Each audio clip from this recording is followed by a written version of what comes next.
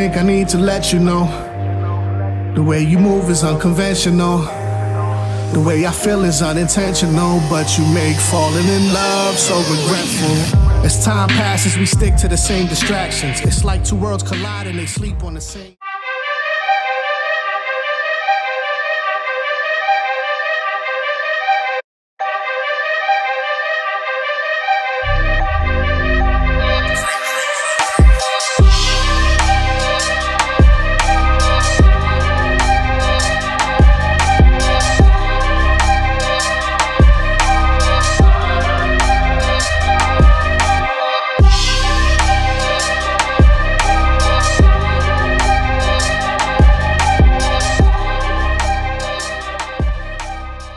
What up, it's your boy Bobby Crillz, and right now you're tuned into the Heart of the City podcast, episode number 15, live from the Ambiance studio.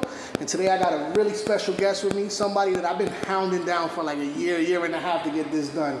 This is somebody that I watched my entire adolescent years, my rap career, somebody that I've been seeing for over 20 years, just killing the game, killing it in what he does, man. This guy has done events with some of the biggest names in the world, you know what I mean? He's brought people to Jersey that you wouldn't think would be in Jersey. These are legends. This guy's a legend. When you mention his name in nightlife, I mean, everybody knows him. Everybody knows him. Everybody knows what he does.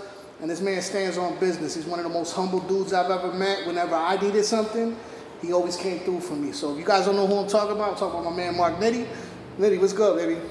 What's good with you, my man? Welcome to the podcast, brother. I apologize, for all the mix-ups and everything like that. Trying to get together. I know you're a busy man. I'm a busy man, but we're here right now. Yo, honestly, the way it worked out the last 2 days, because we were supposed to do this yesterday. Yeah, I mean, you came through today, so that's I appreciate that. I had to go. I told my mom we got to get the dinner done a little bit earlier. I got to shoot up here, So I got to make this thing happen, man. So I'm glad you're here, man. Like when I started this show, when I created this show, you were one of the first guests that I had on my mind because I wanted to make this show about people that needed to have light shined on them.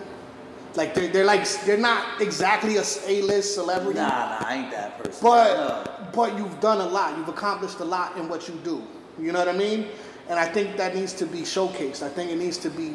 I appreciate that. Again, it's something that I love to do. It was in my blood from the get-go. It never even felt like that to me, right? Nah, man. So when you hear me talk about it like that, I never looked at it that way. Nah, man. Just something that I love putting people in a place and showing people a good time. That's all it meant to me. Well, you're known for it, man. Yeah, you're known for throwing some parties, Yeah, I appreciate that. Now, hopefully, they were good ones. There were some crazy ones and some bad ones, but that comes along with the game. So how long you been in the game, man?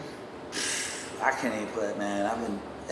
It depends on what you say, how long I've been in the game, because I was DJing before all this stuff, promoting stuff like that. So I was doing parties, DJ battles back in Frio Township, doing high school dances. So this is like 88, 89. You know? So yeah, man. Before that. So you're talking over 30 years. Yeah, and then in entertainment. Yeah, in entertainment. I always wanted to be a DJ. This guy back in the day named Larry Bird from Asbury Park. He came with 2 different turntables. Wasn't even turntables, they were record players. Yeah. And he had these records on there playing with them, and that's how I got in that mix of things. And me hearing hip hop and seeing that from the Sugar Hill Gang, Planet Rock and all that, I got addicted to that and forget about breakdancing, forget about when Beat Street came out. You was a B-boy too? What? My man, I get down, really? Man. Yeah, man. I loved it, man. My last episode, I had a B-boy on here. Oh yeah? Listen, my man, that was my love, bro. So was you like a style dude or power move? Power move, style, head spins, windmills. Damn, you did all that? Man, I did it all. Listen, we used to travel when I was younger, probably like 8 to 10 years old, get on the train, go to the Bronx. Yeah. At 8 to 10, again, we used to go out there. I met this guy, Adolfo and Edgardo, the Spanish dudes from New York. They moved down to Asbury Park at the time where I grew up at, but yeah, man, we used to take that thing and go to New York. We used to practice, man. We used to break dance against everybody and go to Eatontown roller skate ring battles. That's dope. That's dope. I was good friends at one point. Well, not good friends, but I knew him. Was Lee from B Street.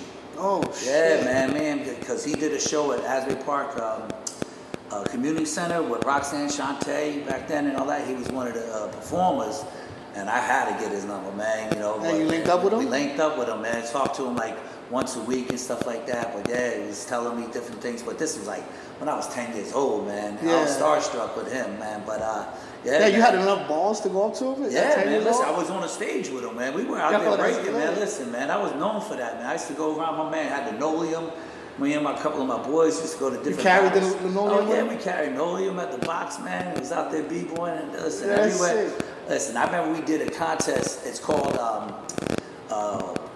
Porter right now in Asbury. Yeah. Now before Porter, it was called Strawberries, and then it was a club before that. I forget the name of it, but I was like 15 in an adult club that my mom brought us in there. And we battled like adults out there. So your mom brought you into this? Yeah, man. She brought us into the nightclub. Yeah, man. It was in the middle of the club, man. I remember. How'd your mom? Your mom was the plug to get you into the club? Well, of course. I was only like 12 years old to go into this breakdance battle. You know what I'm saying? Oh, so it was like an event, and your mom, and you were like, "Mom, I want to go." Yeah. Okay. They used to have the 4-H club in Monmouth County. Used to throw breakdance events. Yeah.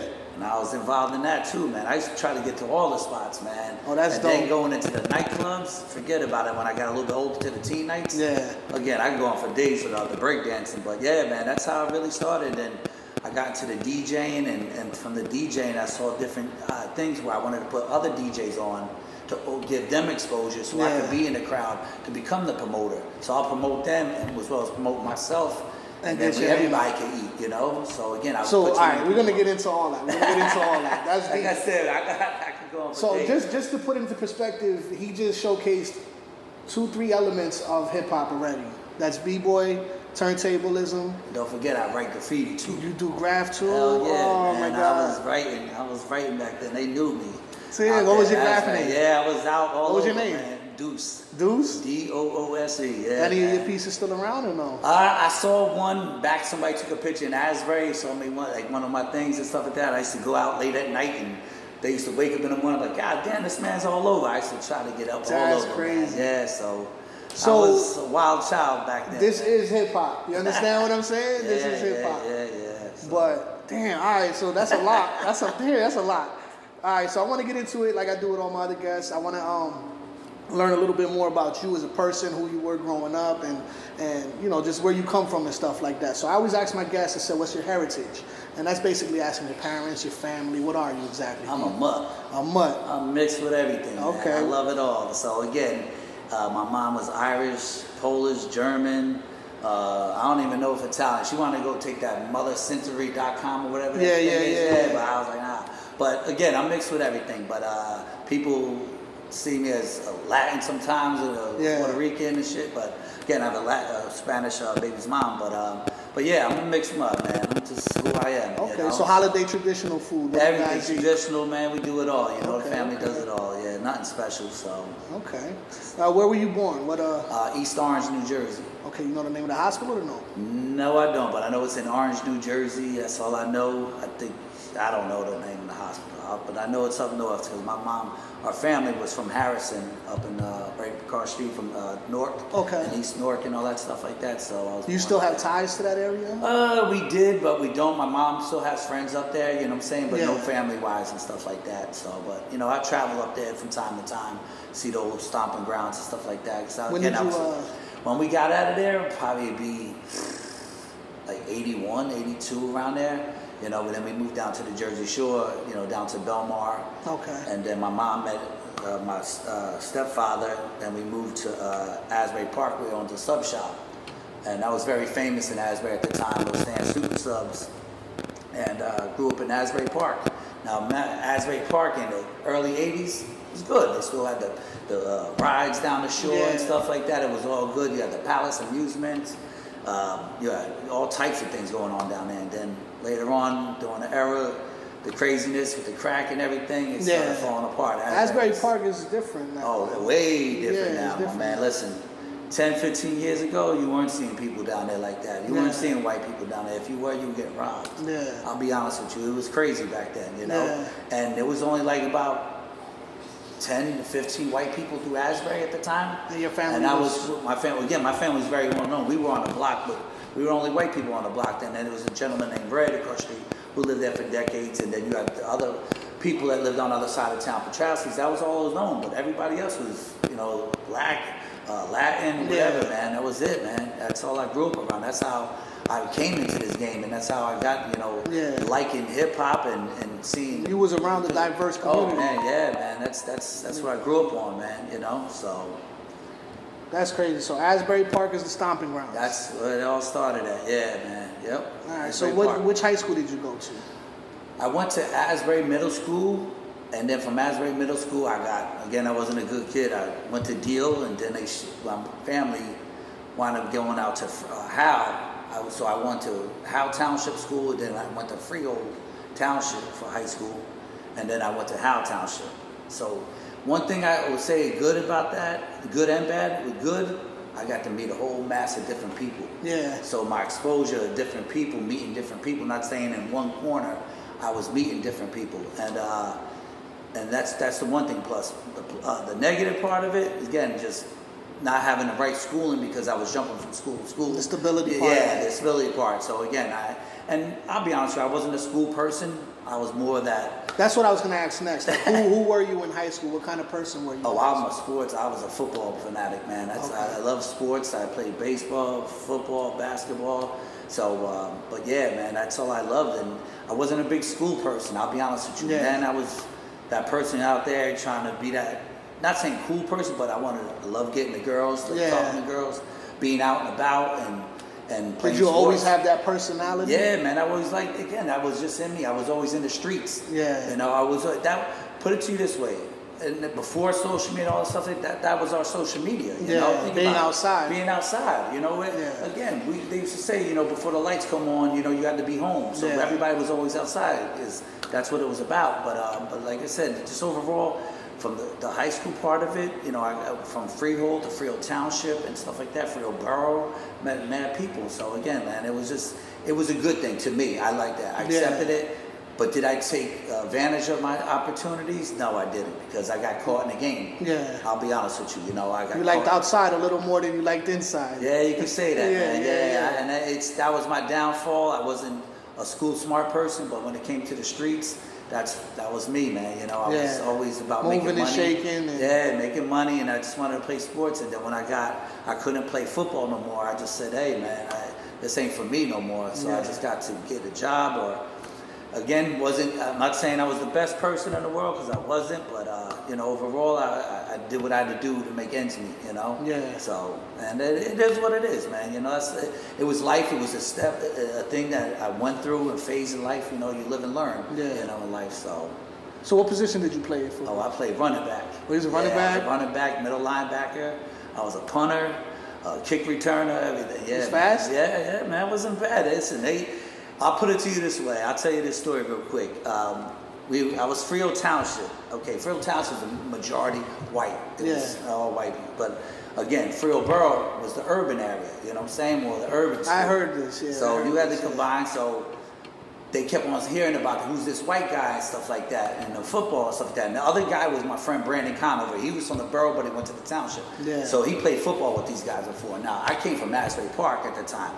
And I was the only white guy on there. They used to call me Cowboy back in the day, because I used to run people over like crazy. Yeah. So me going into high school, again, I didn't care about your color. I didn't care about nothing. You was already from that. I was already from that. That's who raised me. You know what I'm saying? Asbury Park. They raised me to be who this person, loving football, loving sports. So when I got to Freehold, man, they're like, oh, this shit. So we're playing against this set. I'm like, oh, man, let's get this shit going. I'm ready for it. So all these motherfuckers talking shit again over there for a borough, this and that. So the first thing I did, the kickoff came. I caught that motherfucking ball. The first motherfucker I ever saw, I'm running my ass off, and I'm running right on the Freehold Borough sideline. Boom! Hit that motherfucker's helmet flipped off. I kid you not. Ask anybody. I don't say and lie about my shit. Helmet flew off. They started bugging out. Who the fuck is that? I got up. I was talking shit, all this stuff, and from there, that's how I got to met like 90% of Freehold Borough, all this stuff, like people around there and stuff like that, man. So you put in work on the gridiron. Yes, and man, that's it. I put that work in, man. Against Lakewood, all of them. Again, that's who I was, man. I played. I love football, man. I love that. Is that what led to your Cowboy addiction? Oh yeah, man. Listen, people say, "Oh, you just jumped on it because they were winning." Ask anybody. Asbury Park, what was my nickname? Cowboy back in the day. Is that what led to the Cowboys? Yeah, I was a big time fan of Tony Dorsett. Okay. So I was a running back, man. Because you're one of the biggest fans I know of football. Yeah, man, I love it, man. And you see the way running backs are getting treated right now. They're getting dogged. Listen, it's part of the game, man. Right now, there's too many out there, and they're getting paid all this money. You know, how many the knees are gonna take? How much it's gonna take? My man Zeke, like 27, man. They doing him dirty. But he got his money, man. He's good. He did. He made some. Listen, he's gonna be on the team, but again, he got his money, man. You know, listen, look at Todd Gurley at the time. He was the #1 rush out there. The next 2 years, he's gone. You don't even hear of him. Well, we knew he was gonna go because his whole recruiting time, they were like, his knee's bad. He's got 2-3 years. Right. We knew about Gurley. Yeah, man. So again, man. But yeah, that was my passion, man. It still is my passion, you know, out there with the sports thing, man. It just brings people together, like I call it, shit talking Sundays. Well, what's the shit you say on Mondays? Oh, Mad Mondays. Mad Mondays, that's like hilarious. Mad Mondays, man. Nobody likes them, man. Because you're like, shit, man. Sometimes I only like to go on social media. At least you humble, though. Because sometimes, man, like, you know the Cowboys will get spanked, and man. then you'll be like, all right, I'm going to be mad tomorrow. No, man. I used to dip out the building, back doors and shit. Man, the clubs, the bars. You dish it. Again, because I'm aggravated. I'm aggravated because I know they're going to come after me, and I'm like, damn, man. Listen, there's so many stories I go on for days about that shit. But you know what? I'm not looking at more fighting wise. I'm just looking at shit talking Sundays in a good way because you know what? You want to have fun with it. You want to have that competition. You know, just to make it spunky. Oh, your comment threads be lit. Though. Oh yeah, they man. Be lit. They be lit. Motherfuckers take it too personal. It's not Listen, it's a game that we look for. We have 1 week to talk shit, to have fun. We got like 6 months of the year that we love. That's it. And then after that, it's over with. But it's coming up. It's coming. I'm excited right now. I can't wait. As a Lions fan, I haven't been this excited in a long time. You're looking good, man. But you know, I've been here before, so it's like I'm still trying to remain humble. Listen, man. Look, we open up the season against the Super Bowl champions. Let's see what happens. You gotta play the best to be the best. Let's see what happens. I think we can hang. Listen, I believe so too, I think we can hang. We could put up 30 on anybody. Yeah. I know that. Yes, that I know. Yes, you can. Can we stop them? We'll see. Any given Sunday. They're pros, right? That's it, my man. Everybody has bad days. You never know who's going to show up, man. So remember that. And that Super Bowl hangover, that shit's real. You know what I mean? That shit is real. Listen, you ain't lying, man. I'm still going through it. Pat Mahomes is a scary fucking dude. he is. He's a beast. He's different, man. Yeah, he's a different element. The quarterback game changed it. The whole football He changed it. Yeah, he did, He changed it. Listen, my man. When you're mobile like that and you could make things happen, come on, you don't know what he's going to do. He's a fucking freak. Yeah, he is. Yeah, he is, man. And he's very humble, you know, very humble, man. So. All right, so you was a Freehold High School running back. Yeah. Asbury Park raised you. You got fucking diversities just in your blood. It is what it is. Yes, You've been moving and shaking for a long time. I want to know how you got into the club promotion game.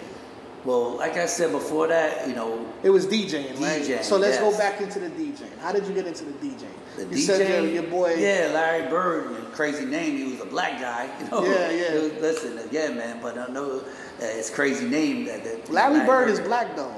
Yeah, he is. You can say that. Larry Bird is black. I think Larry Bird is invited to every barbecue.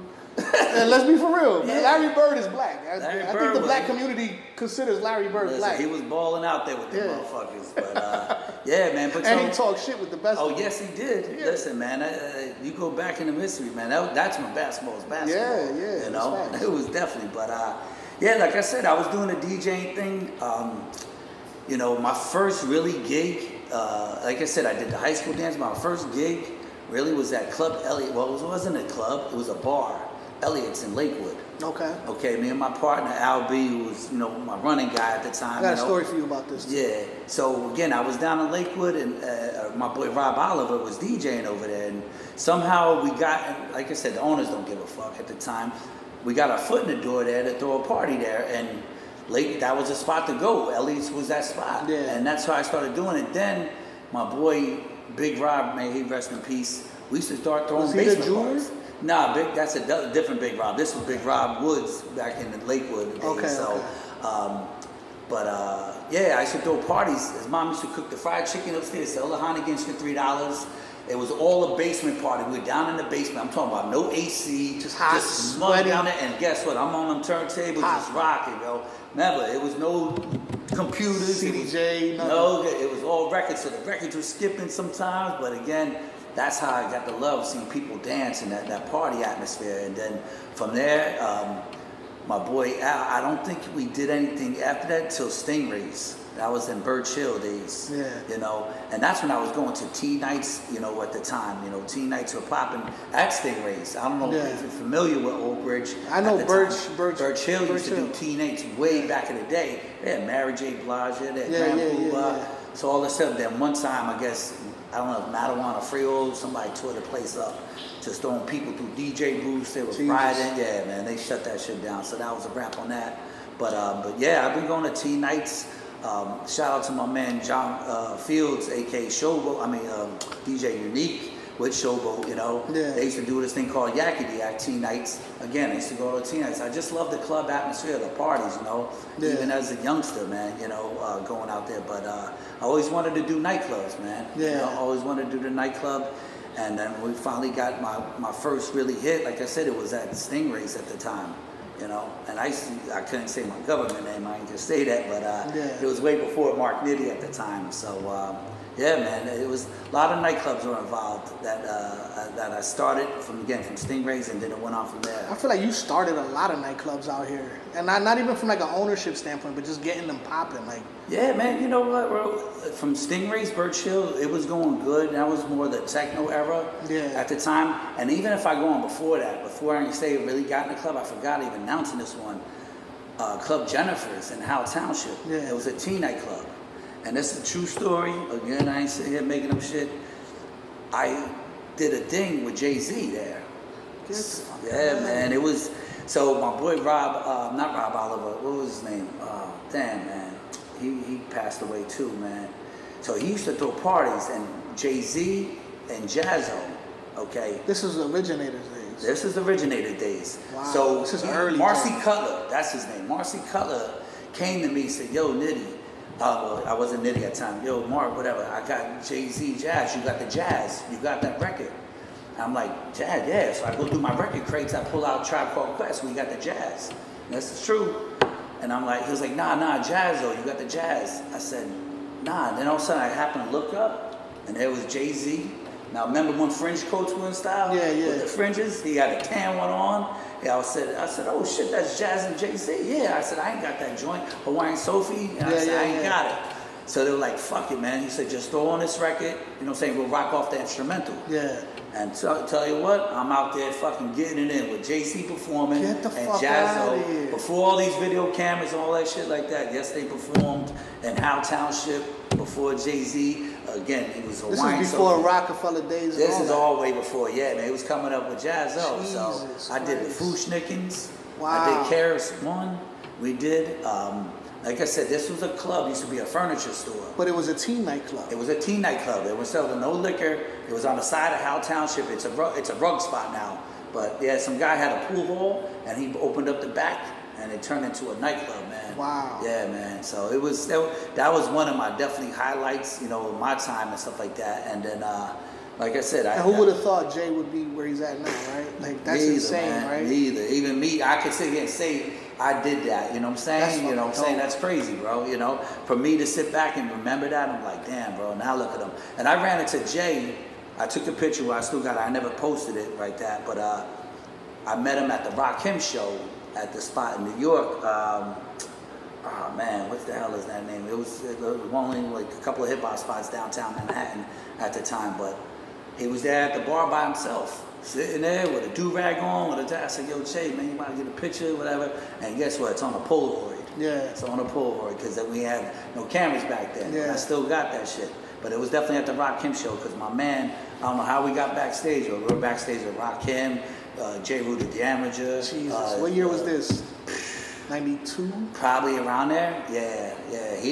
So Jay was still running his watch. Yeah, he was coming up and stuff like that. So again, he wasn't out there. I remember being at the bar with him, man. So that's when the hockey jerseys were in style and shit, you know. So yeah, man, it was. You always had that demeanor, though, right? Listen, man, that New York brought me out, man. Listen, like, the nightclubs out there, you know, I used to live at Club Palladium, man. You used to go out there every freaking Friday and Saturday. Jesus Those Christ. times, man, you could leave your house at 2 in the morning. Them clubs are still just jumping right then and there. You get there at 3, it's still popping. It's still going. Coming out, the sun's up, man, you know. It ain't like that no more. Nah, We was having that conversation off camera before. It was just like, it's a different game. Yeah, it's way different now, man. It's definitely, you know, things change. I guess it's just time, and you know, it's like the hip hop game. You know, things change, man. You know, so am I mad at it? No, but still, I believe still good parties can go on. Of course, that, you know what I'm saying? Because again, you know, when we were growing up, there was no hip hop clubs like that. I'll be honest with you, there was a place called Club Paradise. It was in Long Branch. It was 18 to party back then. So I used to steal my brother's ID and get in there. So we get in there, whatever. Me and my boys were all up in there. There was only 3 hip hop records that always were being played, and we knew it every Wednesday night because those 3 hip hop records we played: Bridges Over, Top Billin', and there was one other one I forget, but we know it was those 2. But it was only those 3 records. That was it. That's all you heard, and we used to go crazy because you never heard hip hop back then. You know, like that. Everything was that dance music, freestyle, and trance music and stuff like that. So, you know, you to hear hip hop in a club, you never really got it. Those are 3 monster records, though. Yeah, of course. 3 monster records, but you know, again, and then later on in time in life, it just became more normal. Just started coming over, and then you never really had a hip hop room. You know, again.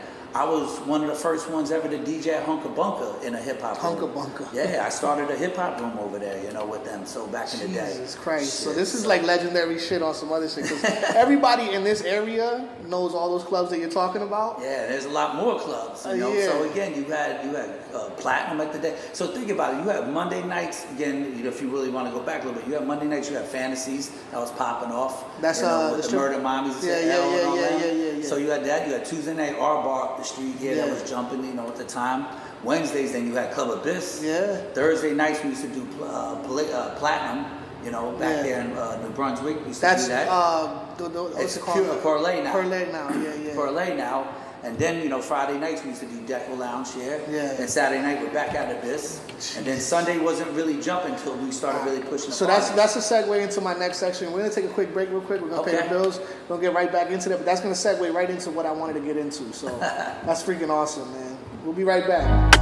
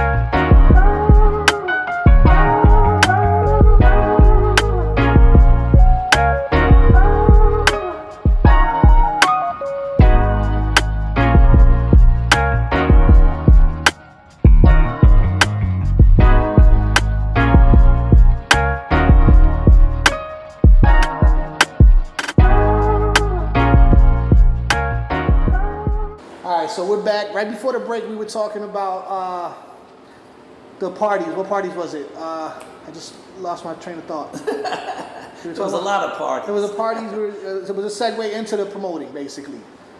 Oh, talking about what, Platinum? Or Platinum, yeah. Platinum? We were talking about Platinum, which was Parlay in New Brunswick. And how you got into that. You were DJing that first, but then we got into Platinum. Well, basically, before that, like I said, I used to do a party called Stingrays. It was called Bump Saturdays.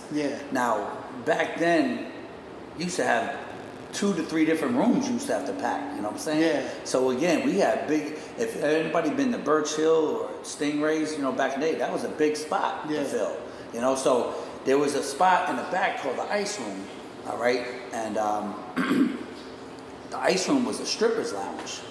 So we took that stripper's lounge and changed it into the Ice Room where it was a hip-hop room. That was really the first really hip-hop room clubs, you know what I'm saying, around here to do that. So you had the nightclub where you had the house mixed up and shit like that, and then you went to the hip-hop room in the back. And this place only held about 60 people, 70 people at the time. It was tight. Collectively, like the whole thing? Yeah, man. It was a big bar with a stripper pole in the middle. Trust me, as time went on, we knocked down the bar, but in the beginning, it was just, we just made it dark and grungy, put a disco ball in the middle, and that was it, call it a day. And that was it. And this is before people popping bottles, VIPs, all that stuff. It was dancing. Yeah. That's what it was, about the music and dancing. Sweating and having a good time. God, yeah. sweating and yeah. word.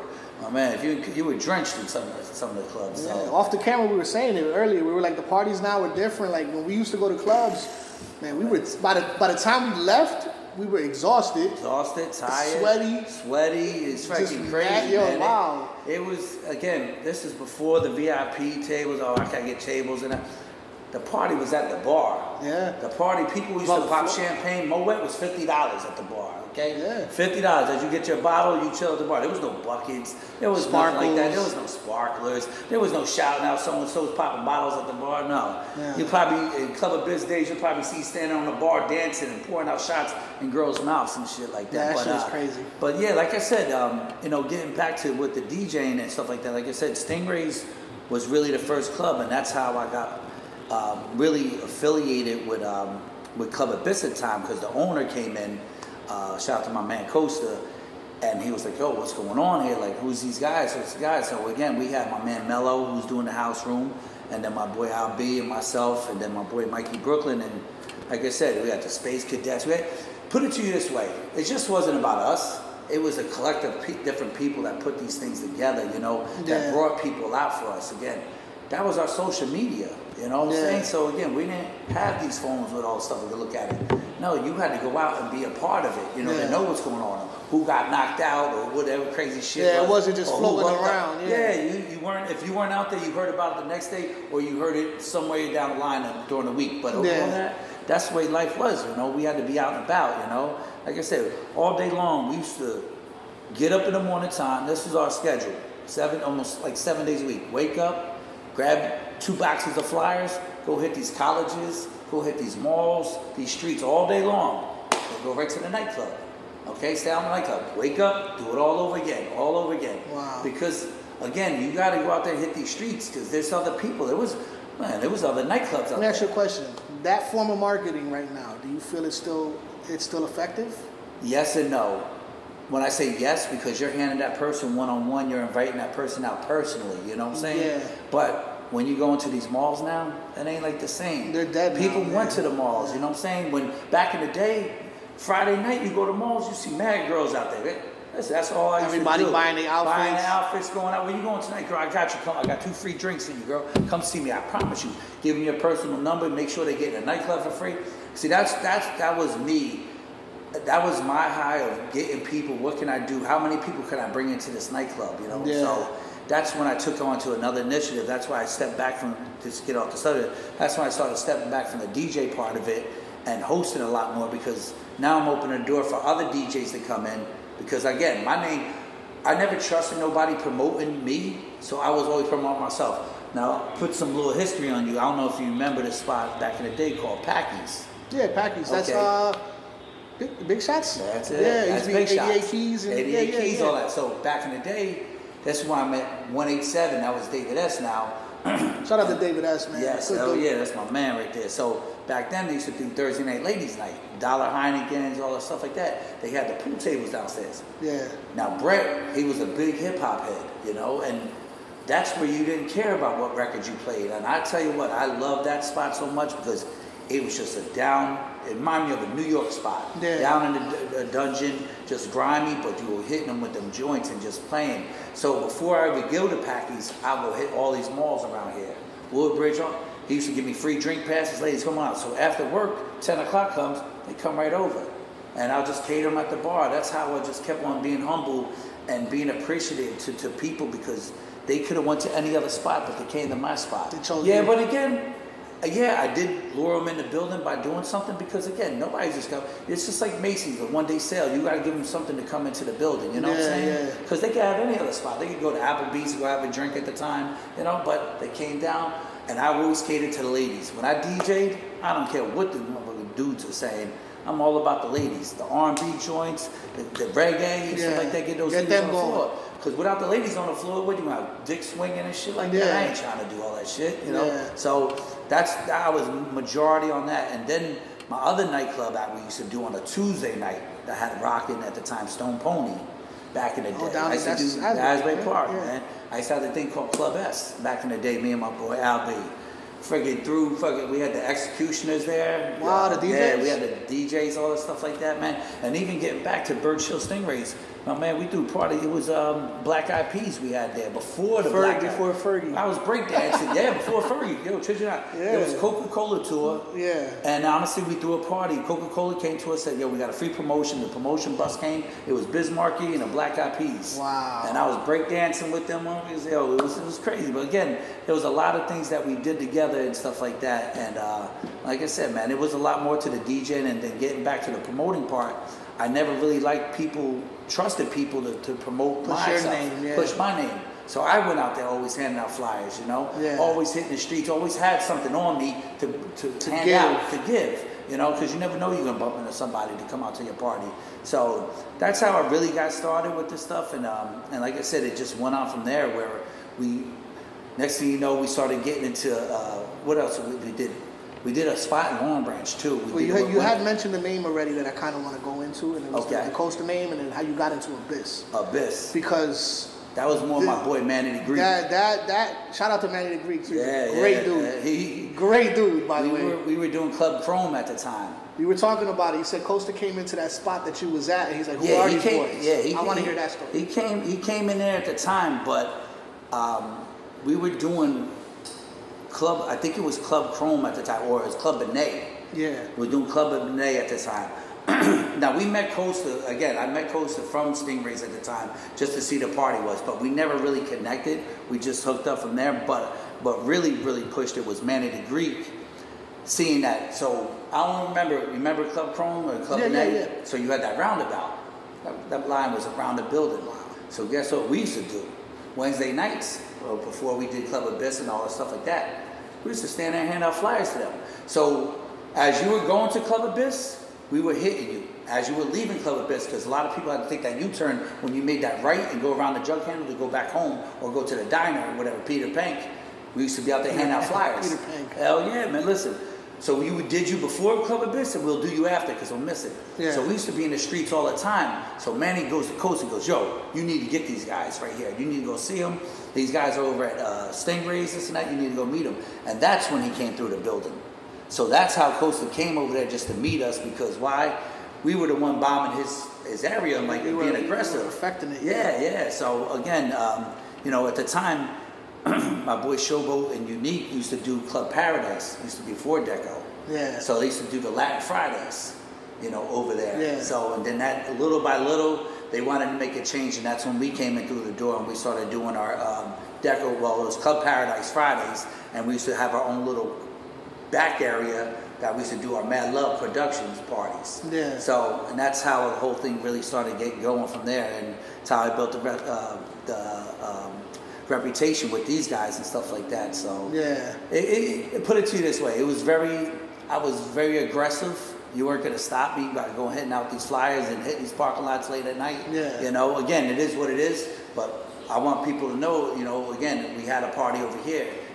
We had we also did a party with what you call it, man. Now I'm thinking about it, the young black teenagers. What's his name? Cameron with the dreads. Remember the? I don't remember that. You don't remember the young black teenagers with scribbles? Nah, man, he was in House Party. I don't know. He used to host our party anyway. Well, him and Wendy Williams. But again, my mind's just running around. But there's so much, times that. For the people that are watching, though, I don't know if you guys noticed how many names he has worked with. He just dropped so many names. I might not have known that one, but I know somebody that's watching knows. Yeah, you don't know that was DJ Scribbles, man. Scribbles from MTV. Yeah, man. Okay, so I know DJ Scribbles. He used to do Young Black Teenagers back in the day. They did that song, Tap the Bottle and Twist the Cap. I don't know that.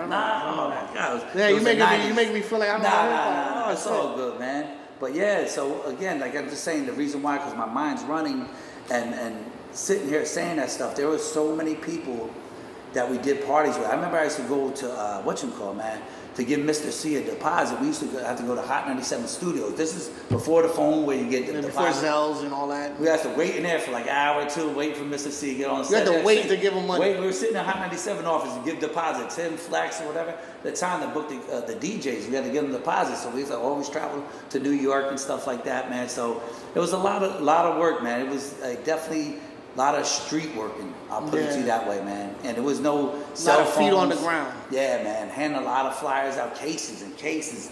10, we used to pick up from Ramo. We used to get 10,000 flyers out there just to go hand out flyers, man, all over, you know? Jesus. Go all the way up from friggin', what was that? What's the name of the top, the mall all the way up top? What's the name of that? Palisades? No. Palisades, probably all the way up. Paramus Park. Paramus Park, all the way down. I know you, Garden State Plaza. Garden State Plaza, man. From there, out to the Short Hills and go all the way down to Ocean County, my man. It was a lot of miles. And then going to the nightclubs after that. Then drinking and partying. I'll tell you what, I'm going to say, partying, oh my God, a lot of crazy nights going on. A lot of crazy things. But again, like I said, man, that was a part of this, what we did, man. And it didn't affect us because we'll wake up the next day and go right back out and do the same thing, man. And this shit was going for years and years, bro. Years, man. 30 years in the game. Yeah, 30 years, man. And don't get me wrong, we had our ups and downs, you know, so that came along with the game. There was times that when we first did Platinum Nightclub, me and Al, we were out like over $20,000. We started in the summertime. Now remember, Rutgers weren't back in school then, so everybody left town. And I remember, again, the owners over there, I'm not going to say no names, they never wanted to do hip-hop. So their off night was a Thursday night, and we took it on. Yeah. So we had the door deal and stuff like that. So we invested our money, getting the DJs in, nobody was coming. And then my birthday, I said, fuck it, man, let's do friggin' Little Kim. And that was for my birthday. Or no, I think it was Chic Luch. My bad, it was Chic Luch. Oh, they came out. Yeah, it was Chic Luch for my birthday with DJ Enough. I remember I still got the flyer. So next thing you know, I said, come in there, man. We finally made our money back. We finally got it back. From that one night? From that one night, my man. We finally came up. And then from there on, we started making great money and things were going on. But, you know, we were down in the dumps, man. We were out and about. We were about to throw in a towel with the place. But October came, and I went busting my ass, and I got some people together, and we threw that big party, man. And it just changed from there ever since. And then the owners saw the money at the door, and then all of a sudden the deal has to change. Oh, now so we need to cut it out. Yeah, we need to cut it out. And guess what? Then little by little, go ahead, take it. You would think the bar would be enough. Nah, because you know what? They saw the money we were making at that door. Again, at the day, we were investing the money. They didn't invest nothing. We had the building, but they were making nothing. You paying security and shit, man. We had to break it off. So, but you know what? That was part of the game. You know what I'm saying? So again, it is what it is. Much shout outs to them, but you know, whatever, man. But it's just another foot in the door where we tried something and it was successful, man. Yeah. You know? So even like when Club Benet lost their liquor license, we changed it to a teen night. Yeah. And that from there, we just ran wild with that one, man. That's an easy.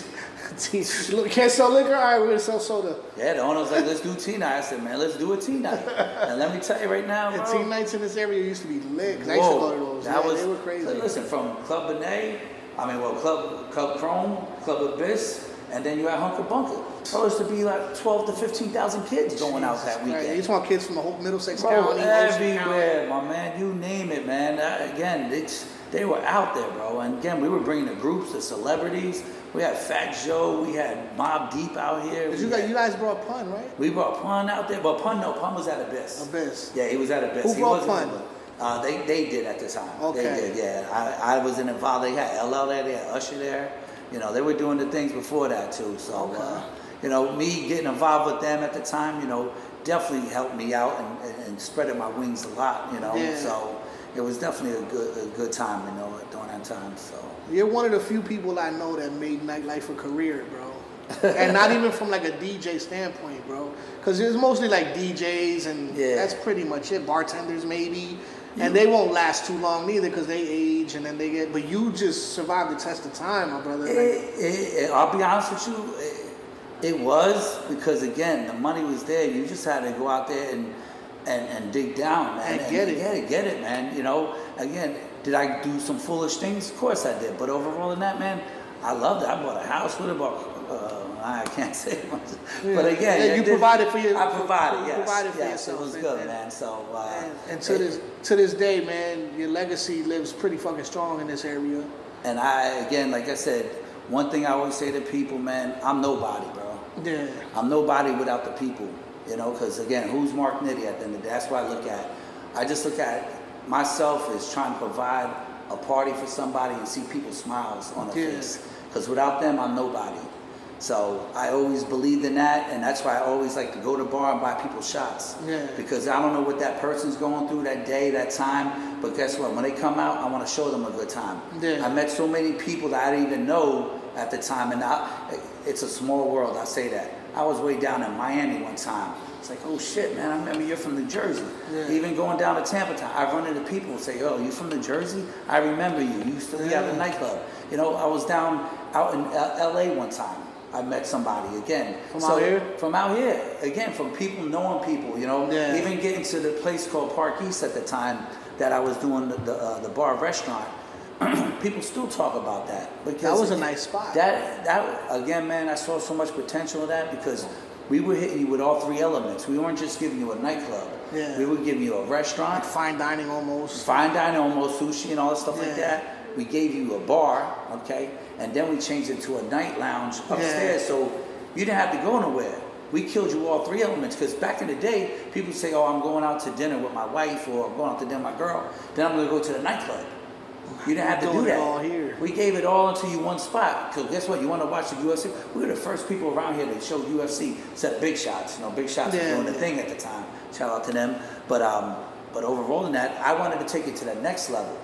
I wanted to bring celebrities in. I'm talking about like UFC celebrities. I wanted to bring where you were part. I was so big into UFC again at the time because I'm like, I want you to feel like you're a part of it. So what I used to do is I used to get ring card girls. So after round one, she used to come out around the whole bar in a bikini. Round one, dollar shots on the back of the card, screaming, let's go, baby, round one. Music goes on. I was the first one that really entertained that whole UFC vibe. To make it where like it's like in the middle of the card. So like how they do at the boxing matches.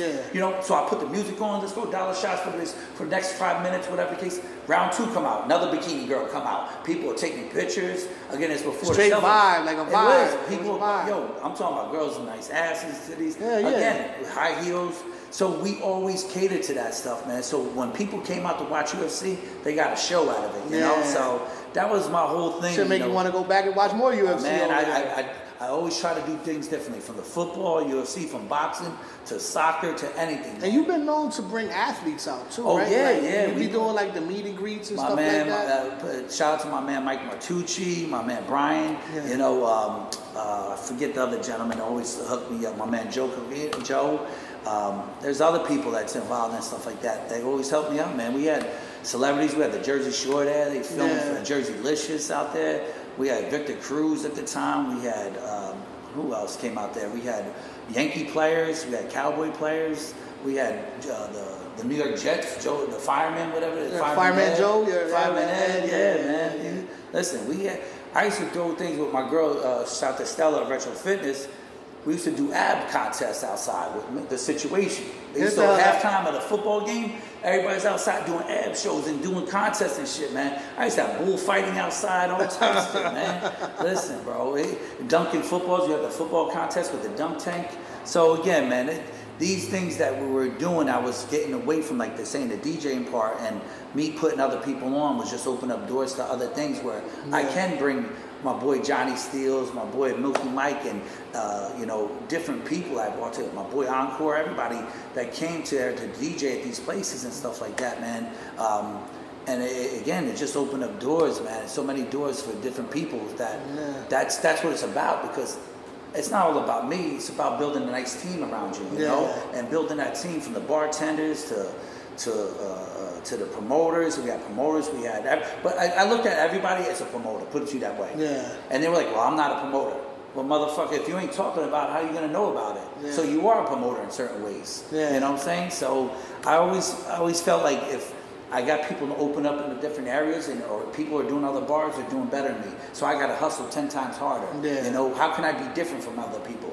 You know, so that was my passion, and to see my places busy. You know what I'm saying?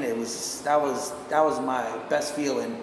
You know, at the end of the day, seeing people having a good time at your party. You know what I'm saying? Because without the people, I'm nobody, bro. And one thing I can attest to too is that I remember throwing parties a lot, and you come to other people's parties. Like you always like he always got his ear to the street, to the point where like if there's a popping party, He knows about it. Man. Remember Studio 9? Oh, yeah. Mike takes shit, 3 the hard way. Yeah. You know what I'm saying? South Dakota on them. They had a nice run. But man, that was huge. I used to love going up there. I was chill with the owner, everybody, man, you know. But again, I couldn't do something up the street for me because it wasn't, you know, it wasn't up to me. Again, I didn't mind it because there was enough money for everybody.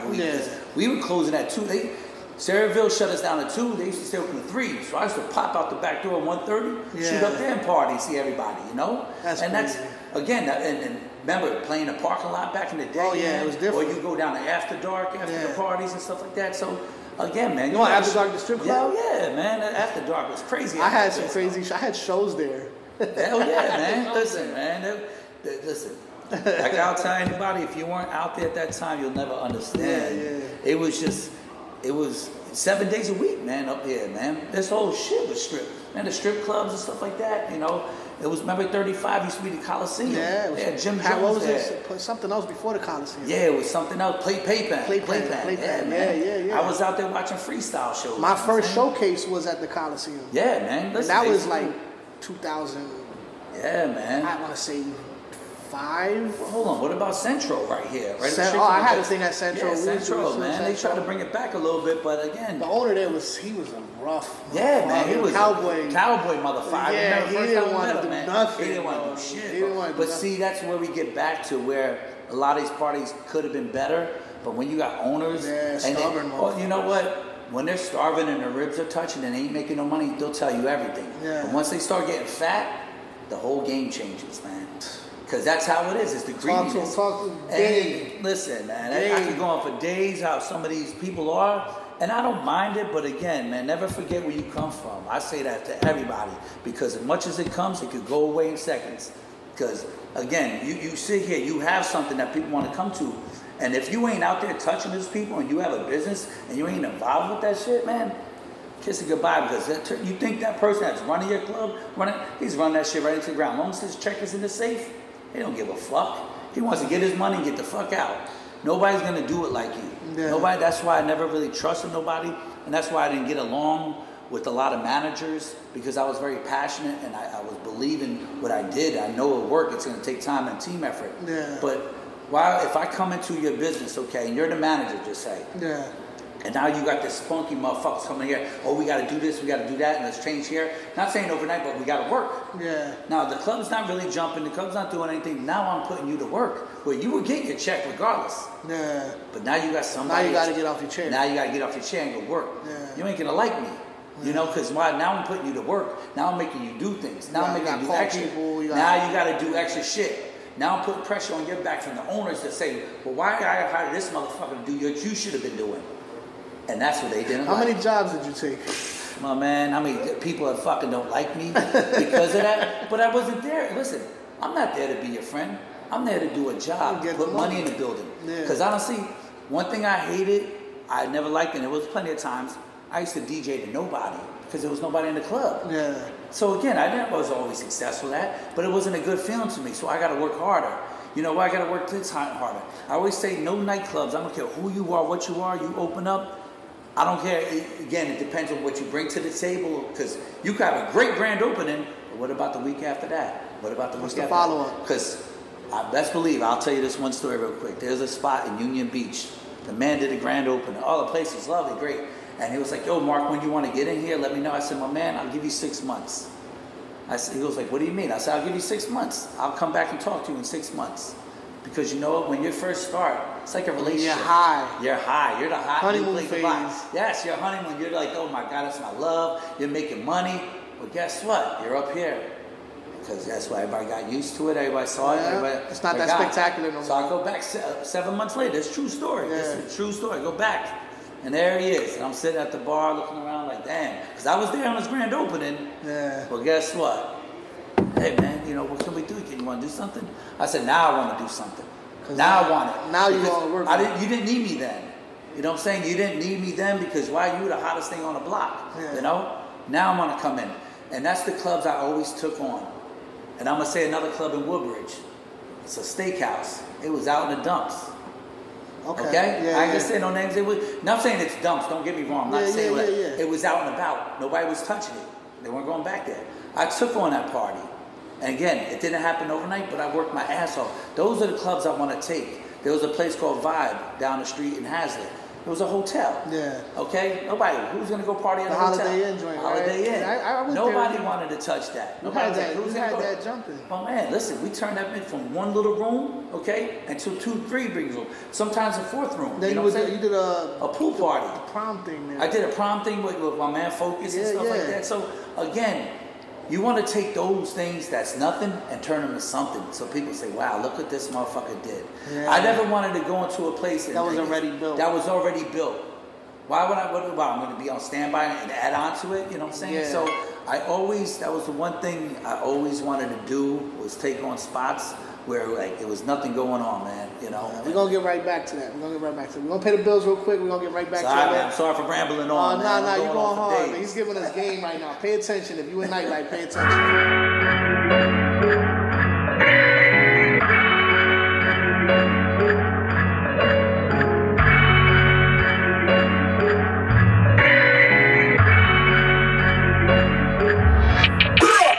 I'm at a point I don't need to act out of desperation when I know the intentions are evil. I've been there before, I'm keeping it real when I tell you they see through. You tell them you got it, they know that you serious, still don't believe you. Fuck it, I don't need you.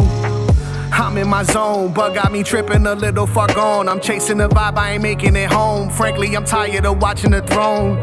Fuck all that cool shit, I'm here for the smoke. No time for the cap and I'm grown. The haters be talking, they know that I walk at the top. I done made it my home. Look, who got the city? That's me. Y'all don't be litty like we be. Haters be all on my P. Really, who better than B? See, back to the wall, the time that I'm on. See, I ain't got time for getting along. Just give me my bag and I will be gone. Or get in my way and it's on. Crillz. Who do I trust? Me. Who put this together? Me. Who ride through the weather, rough times or whatever, for worse or for better? Me. Who got my back? Me. All right, so we're back. Before the break, we were talking about some things, but I think we kind of lost track of that. Yeah, I know we were talking about some of the events, Steakhouse we mentioned. Spot in Union Beach.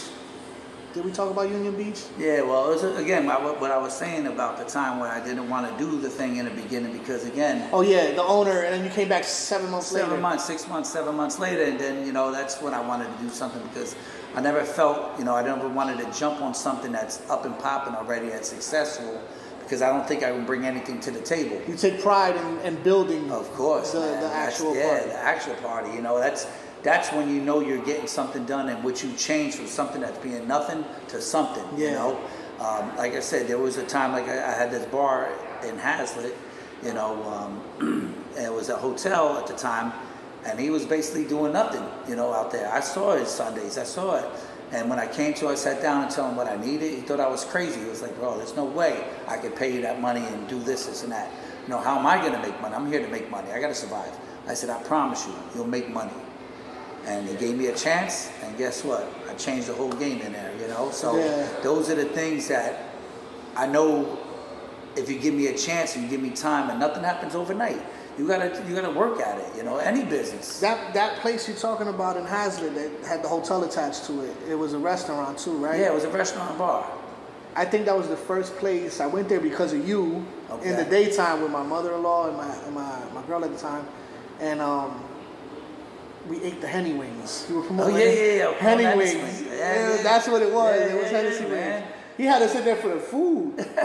Yeah, man, I was promoting. Listen, he did a great job with the food, man. He had the guy had a great concept, great family, everybody, you know. But again, it just wasn't the right people that I saw was in there. And, you know, for me, what I needed to do was, you know, be who I was and give me the right marketing tools. How long did it take you to get that place? Well, we got the Sundays going, probably within a month and stuff like that to get the Sundays going, because that's where I started out, because I was still at Chris Michaels at the time. Okay. You know, so I was back and forth, you know, just working on football, you know, building that vibe, because you know, Park East up the road closed up, and we were building it. But again, it's hard. It was stuck in a hotel. People were like, I ain't going to no hotel to watch football. Yeah. But in time, I brought them in there. You know, people came and, you know, forget about Super Bowl when we did the party. We had both rooms going. Yeah. You know, we had celebrities come through there. I had football players come through there. So again, it was just a matter of time for building something, giving them something that people to come into, you know. So But like I said, you know, promoting the food. People love the food.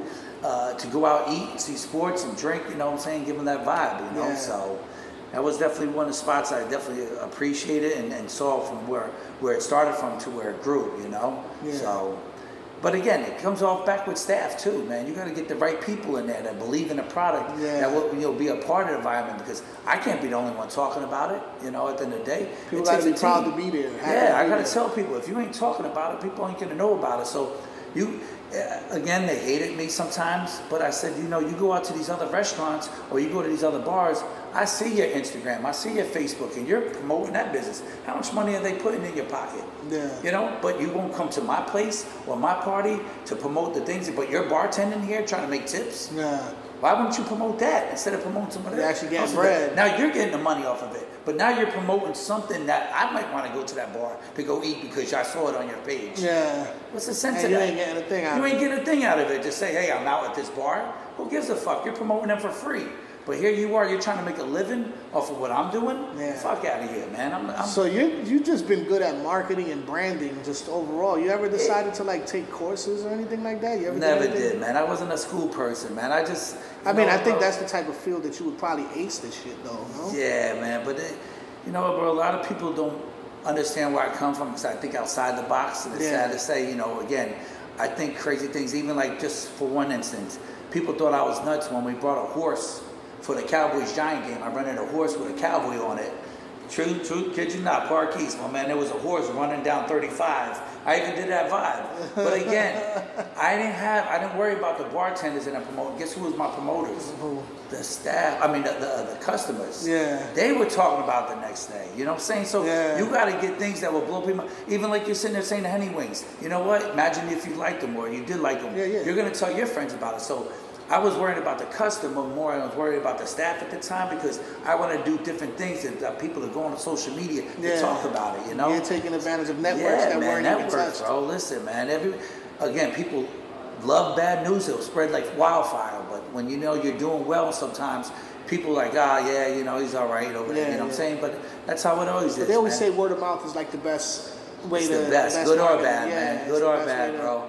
Listen, I'll tell you, man, there's a lot of times where, you know, we had our incidents at nightclubs and shit like that, man, and being on the news sometimes, it hurts as a person because that's your livelihood, you know what I'm saying? So again, man, but overall, what are you going to do? It comes along with the territory, man, you know? Yeah. So. Something just popped up. That was really good. Oh, that's not I haven't seen that before. Yeah, so with that said, I did have a question for you. What's up? Biggest party you've ever done? What was the capacity? Was it who was involved? What was the... I'll be honest with you, bro. I can't even put... I don't even... I never really thought about that. Wait, did you start recording? Is it on? It is on. You want me to still talk? Now we're talking. Okay, we might have lost audio on the camera for a second, but we're not audio back here now. That's what happened. And it's stopping recording, so... It's stopping now? It's too long? Yeah, we're going to take a quick break real quick. I'm going to handle this situation. We'll come right back to it.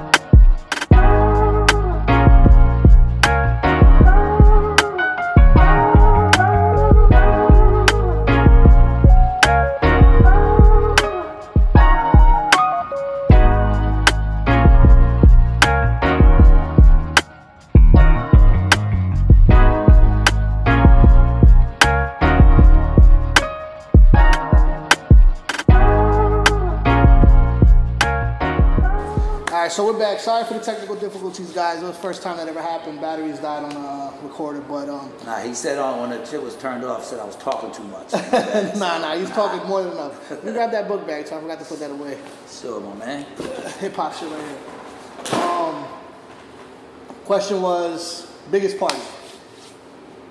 I would have to say again, I really did not like crazy big ass places. Like you said, we had the Club Abyss and stuff like that. I mean, Club Abyss alone was just that. How long was that run, bro?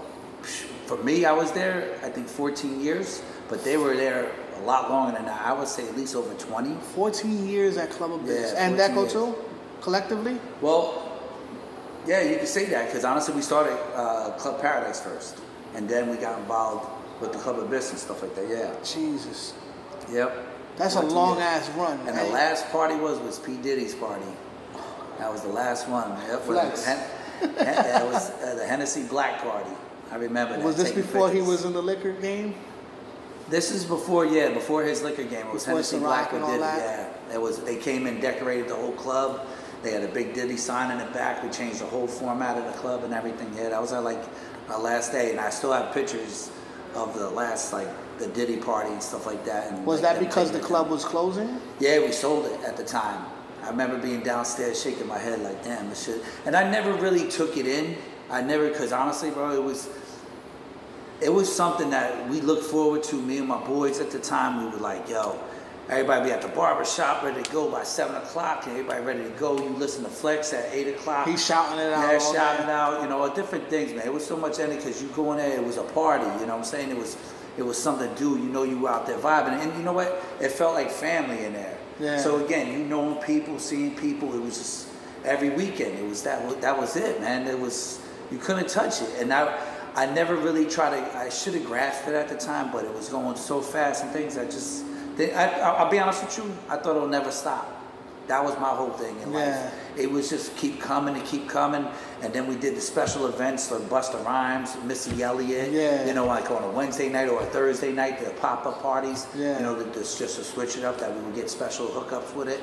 But yeah, man, I thought it would never be over with, man. And then to hear, they sold it because, put it to you this way, it was Super Bowl, Giants versus Patriots. Can I ask you why they sold it? Do you know? Well, I was getting to something sort of that way because, again, I was at Crutch Street at Deko Lounge. It was Super Bowl. That's when we first started doing our Super Bowl Sunday parties. This was at Deko. We were renting a big screen TV, sound, and stuff like that. So we started doing that over there. It was something special just to have parties. But I found a spot at the time. It was called Legends. And Legends, I know where it's at.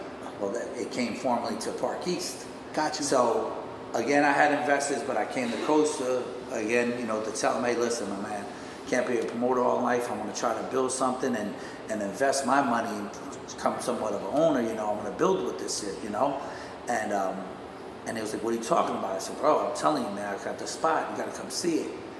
And when he saw it, he was like, this ain't for sale. I said, trust me, it's for sale. But again, you guys, we should get involved in it. I think we could change the game. We'll change it up. We'll, again, the club era and stuff like that. We can make this bar a sports bar. Because like I told you before, I love sports. I'm a sports fanatic. And they were like, I don't know.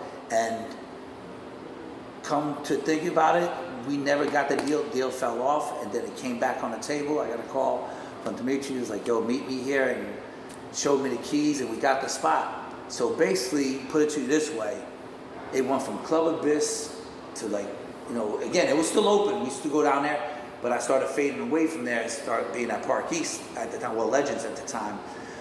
So that started to fall off, Club Abyss. And as Club Abyss was falling off, everybody was going to Deko Lounge at the time, okay?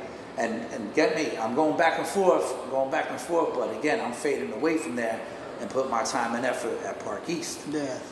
So, next thing you know, Club Abyss shuts down. All right, they shut down and somebody takes it over thing. So everybody, the whole staff moved over to Deko Lounge. Deko Lounge. Same owner, right? Yeah, same owner thing. Guess what? We took that whole concept, little by little, started fading away at Deko, and we brought it up to Park East. So basically, we took those two nightclubs and brought them up into that restaurant, bar, lounge at the time. So that's how the whole thing started going about. Where you know, that's a whole generation of people. You're talking about a 14-year run. It's probably longer than that. They were before me. Again, the people knowing the place. You know what I'm saying? So, again, that's how it started dwindling away. To be honest with you, man, because. Again, people are getting older too. Yeah, of course. You know, listen, my brothers used to be out there. You know what I'm saying? They started getting older. People weren't into the nightclub like that. Now they have families. Now you got the younger kids coming in. You know what I'm saying? So it was a time of change, and that was the change at the time. You know, so it's just it was something that that Club Abyss and they got their money for it, and whatever happened with them on their end of it. And now I see, you know, Deko being knocked down. That was crazy, you know. So that was, again, Deko, man. You know, you had a lot of celebrities coming through there, bro. The DJ AM, freaking Jazzy Jeff, you name it, man. From Fat Joe, all that, man. There was a lot of people, man. A lot of great parties through there, man. Yeah. You know, shit. I remember one of my birthdays, and I know they'll never do that again. They still talk about it. We were doing $100 Hennessy bottles. Well, I would think $80 Hennessy bottles. Sold out. Sold out. Oh man, everybody in the place had freaking Hennessy bottles. It was bananas, and this was before I think 10 o'clock. People were out. I had that club like mobbed by fucking 10 o'clock at that. Jesus mobbed, and like I said, and then there was a problem at the end of the night.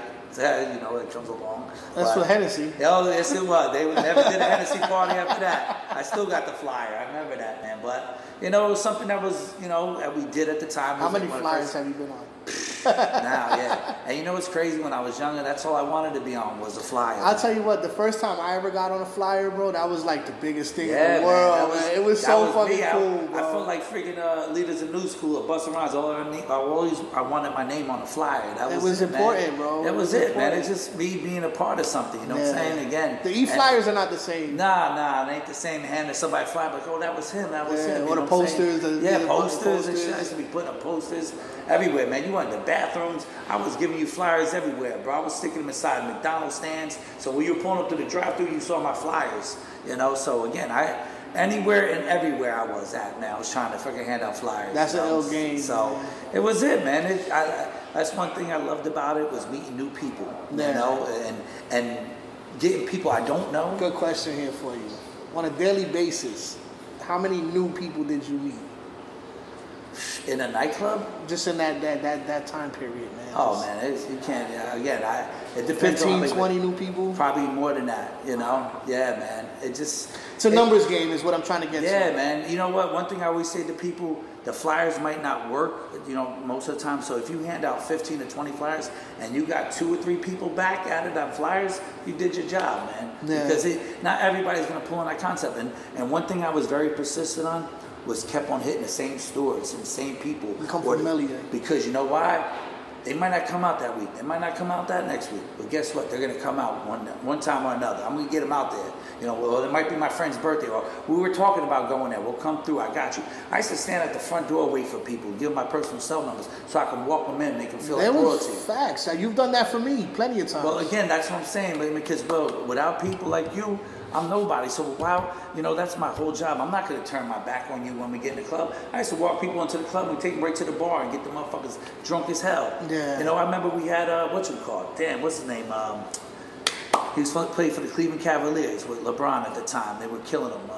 He's a local boy, Freehold. J.R. Smith. J.R. Smith. Yeah. I had that motherfucker so twisted off Hennessy, forget about it. Him and he's an ESPN analyst. He played for Duke. Oh, man. J. Will, man. I had him popping in fucking platinum. Yo, I kid you not, man. Yo, I kid you not, bro. I remember all these. Yo, I was so mad. If we had videos back then and all stuff, bro, man, forget about it. But I can't even lie. I think I ran into you in AC one time. Oh, shit. I was in AC. You were in AC. And I'm just chilling. We walking through I forgot what casino it was. All of a sudden, I see Vinny and from Naughty by Nature. And Vinny walks past me. I'm like, oh, shit, it's fucking Vinny. And then I see fucking Nitty right behind him. And then he with these niggas. And I see Tretch at the fucking lobby causing a fucking chaos. Yeah, He had this fur coat on. I stopped and talked to Nitty. I'm like, what's good? He's like, no, we at this party. Come over here. Come over. Yeah, man. I was like, I couldn't go because I was with the family that day. I wanted to go bad, though. I was like, Nitty would know by nature one thing, right man. now. Vinny and Tresh, man, listen, bro. They're still humble. I still talk to those guys to these days, man. Nah, you made some ill relationships, bro. And even Raekwon, you know, I see him time to time, you know, like when I saw him down in Tampa, you know, we chopped up. Again, man, it's just, these are, even like Mr. C, man, that guy still shouts me out to this day, you know what I'm saying?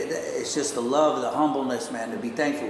You know, Big Dennis, you know what I'm saying, Flex, you know, I did about 8 years straight on the Flex ski trip with him, you know what I'm saying? Yeah. You know, we did mad parties with Bobby Trends, everybody, man, but that's what made parties. They were fun. We were doing something different. Yeah. We always had bus loads, 2 or 3 bus loads. I'm talking about charter buses going up to all the way up upstate New York somewhere to go party for 3 days, man. You know, that we would, again, bringing people out, man. You hear this shit? Shit, bro. You could never right now. Like right now? Listen, those days, man. 2 bus loads of people. No, 3. 3 bus loads of people. Going up to party on the bus, forget about it, man. People were never even getting off the bus. I mean, trashed on the bus. Trashed on the bus, going up there, passed out, throwing up. Man, listen, bro. Those days, the Funkmaster Flex ski trip, bro, from Jim Jones, Black Rob, you know, it was great times, man. People were out partying 3 days, you know, so you don't see those things no more like that. Nah, you don't. And I tell you what, if I see any of those parties, not saying it has to be Flex, but who would want to go to a party like that, man? Because you're up there, you're doing different things, man. Give me an opportunity to go on that bus. Oh, man, listen, bro.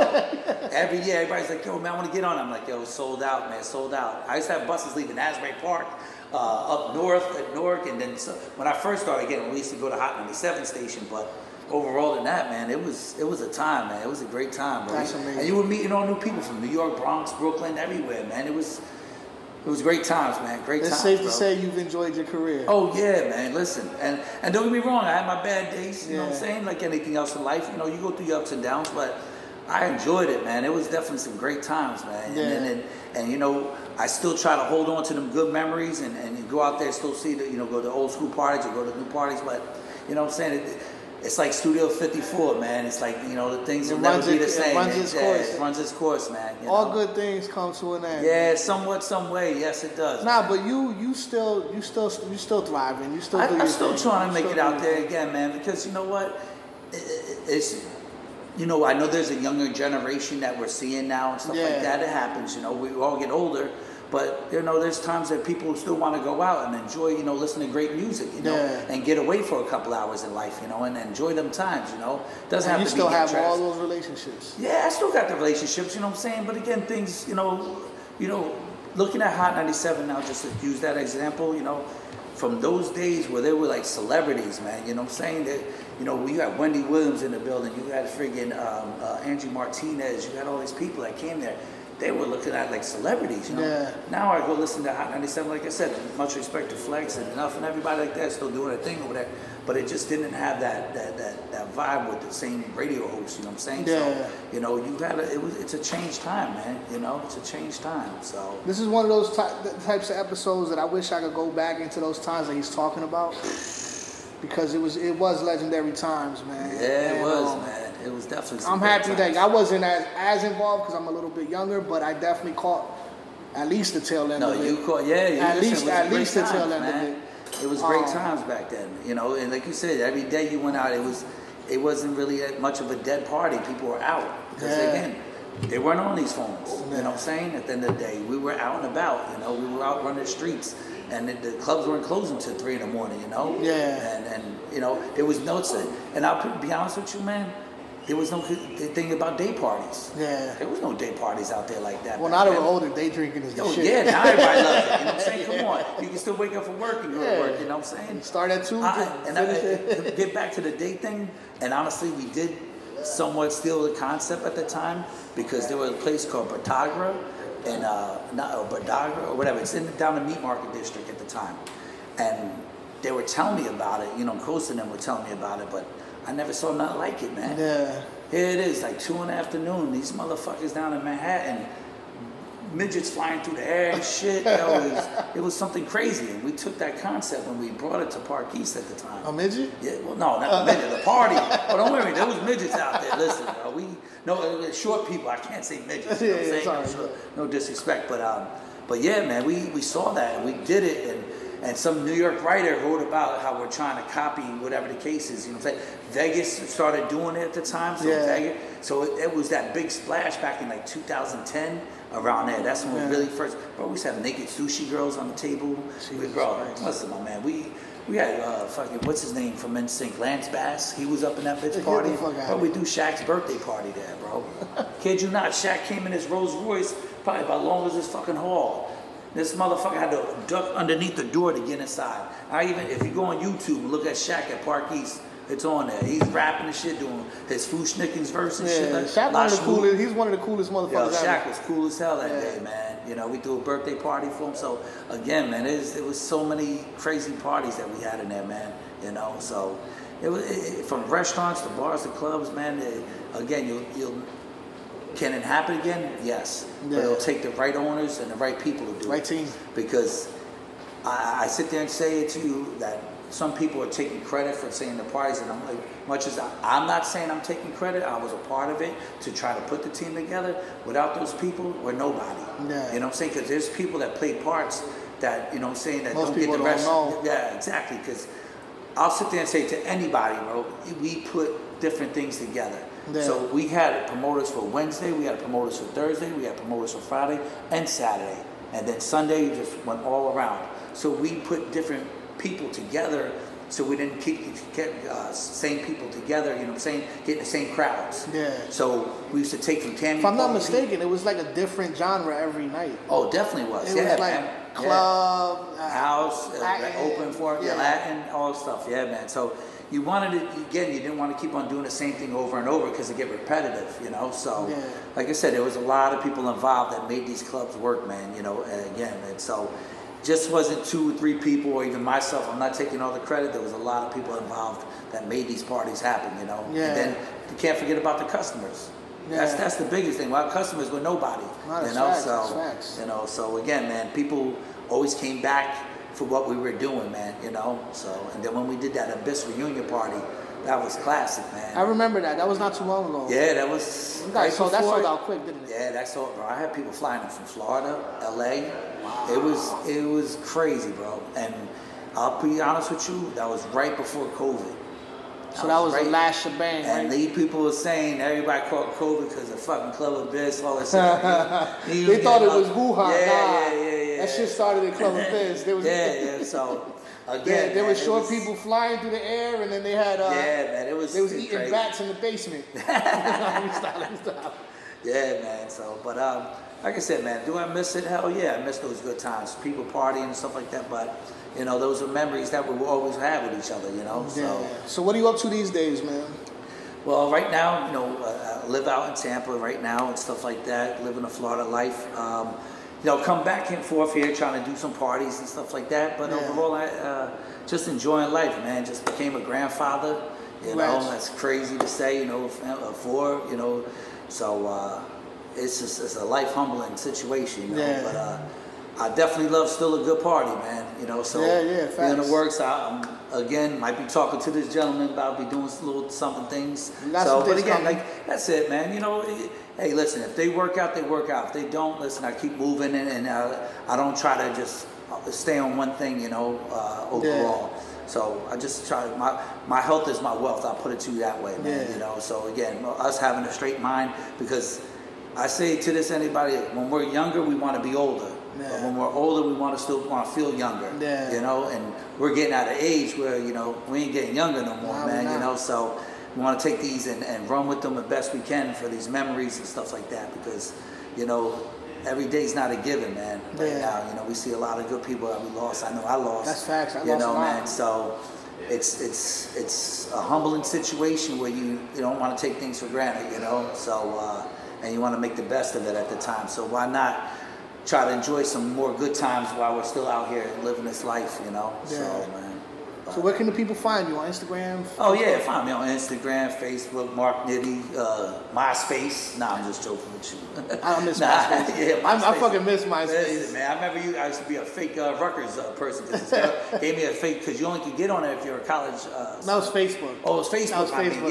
That's Facebook. why I meant. I remember the Facebook, but yeah, MySpace and stuff like that. But yeah, then Facebook. Yeah, you was on Facebook when there was only college. There was only it was only college because I forget the name of my boys, man. Damn, they put me on because they used to do. Matter of fact, I was Voila hooked me up. Voila was heavy in the college. Yeah. I was the first one to get him married at Biss at the time, man. I remember that shit, man. Look at that. Look where he's at. Yeah, man. That motherfucker's doing his thing, man. Dude, you've rubbed shoulders with and worked with and networked with people that people dream of networking with. Yeah, you know what I mean? You know and what? Being able to put it and they're still humble, man. Yeah. I see Drewski, still a humble guy. Wild's doing his thing. Enough, still that guy, man. Every time I see him, shows me love. Camilo, same thing. You know what I'm saying? Flex. That's dope. Yeah, man. These guys came through this stuff. Scribbles. It goes on. Mr. C. It goes on and on and on, man. Yeah. And even like the DJs that are big to me, you know what I'm saying, still over here, again, to know them, that they watch them come up, you know what I'm saying, the younger DJs and stuff like that. So it's a blessing, bro. That's all it is, man. It's just, if you ain't humble in this game and you ain't a cocky fucking asshole, guess what? You could go longevity because nothing happens overnight. You gotta build at it. You gotta be out there. You gotta be shaking hands, kissing babies. So. You ever tried to run for mayor? You probably win that shit. Nah, you probably man, win you know what, bro? I'm a very given guy. Pick a town from Asbury Park to Elizabeth. Listen, you could probably a lot of rules be changed, a lot of things. That's one thing, man. I'm always like, I love seeing people have a great time, man. That makes me put a smile on my face, bro. And then the next day, people hitting me up, yo, man, thank you for that party. I had a great time. Or you did my wife's birthday. Thank you so much, man. That's the humbling part. You catering to these people and showing them a good time because that's put memories with them. Yeah. They'll never forget. How many marriages are you responsible for? Shit, man. How many kids? Kids. Yeah, man. Yeah, listen. People got married at the bar. People got engaged at my bars. You know what I'm saying? At your parties, they met their wife. Yeah, met their wife, kids. And then I party with their kids. Yeah. I'm still trying to hold on. But again, man, hey, listen, bro. It's still a great time, great memories, man. And I appreciate you, for you even having me and taking your time out of your day, and your time, Well, I tell you, man, I've been watching you for a long time, bro. And he's showed me just watching, just observing.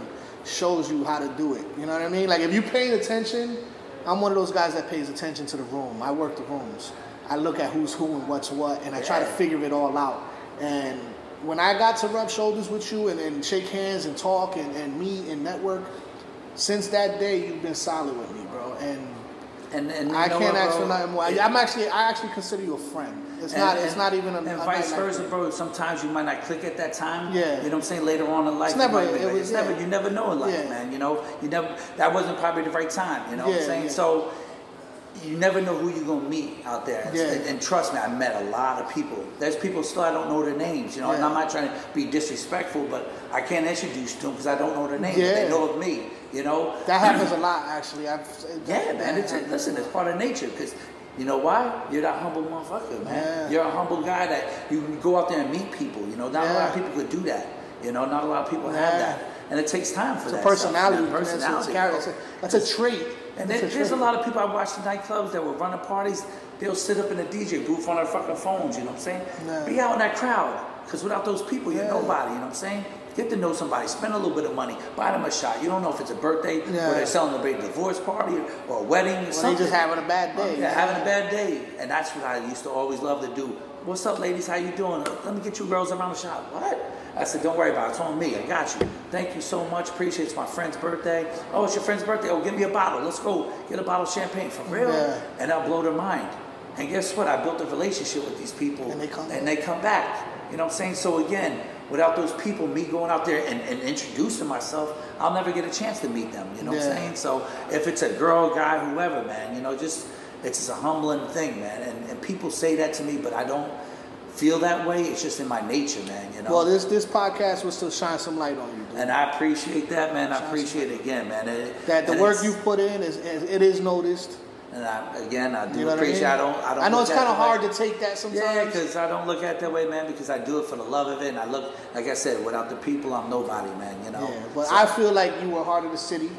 You know what I mean? You're definitely material. You're definitely that cloth. Yeah. You know what I mean? And you're important. You're important to a lot of people, bro. So yeah, man. And you get a lot of love, and it's a good thing, and it's something that you should be proud of. You know what I mean? And I appreciate that from you, from the bottom of my heart, man. That's love. Again, man, like I said, we've been trying to get this podcast for about a year now. I know. We've been off and on. And and so. Even with the hiccup from yesterday, this worked out today. Listen, everything works out one way or another. And again, for even, like I said to you, I said it to you for like 3 times. Thank you again, man, for taking time out to even, put this thing together for myself. You already know, man. Heart of the City podcast. This is a legend, Mark Nitty. It's your boy Bobby Crillz. Y'all gotta follow me on Instagram, Facebook, all that good stuff. Make sure you guys subscribe to the YouTube channel. That's probably the most important thing.